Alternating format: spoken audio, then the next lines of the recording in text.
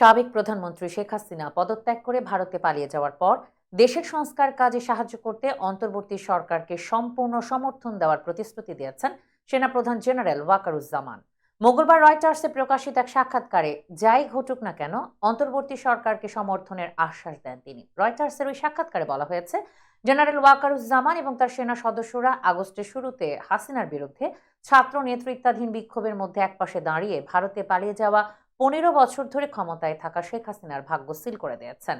সোমবার রাজধানী ঢাকায় নিজ কার্যালয়ে রয়টার্সকে সাক্ষাৎকার দেন সেনাপ্রধান। তিনি জানান, নোবেলজয়ী মোহাম্মদ ইউনূসের নেতৃত্বে অন্তর্বর্তীকালীন সরকারের প্রতি তার পূর্ণ সমর্থন আছে এবং সামরিক বাহিনীকে রাজনৈতিক প্রভাব থেকে মুক্তি দেওয়া তার লক্ষ্য। সেনাপ্রধান আরও বলেন, আমি তার পাশে দাঁড়াবো যাই ঘটুক না কেন, যাতে তিনি তার লক্ষ্যে পৌঁছাতে পারেন।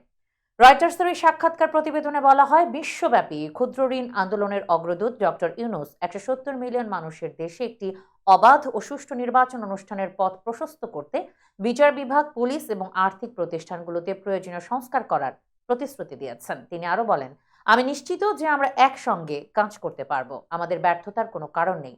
ওয়াকারুজ্জামান রয়টার্সকে বলেন, আমি এমন কিছু করব না যা আমার সংস্থার জন্য ক্ষতিকর হবে। আমি একজন পেশাদার সৈনিক, আমি আমার সেনাবাহিনীকে পেশাদার রাখতে চাই।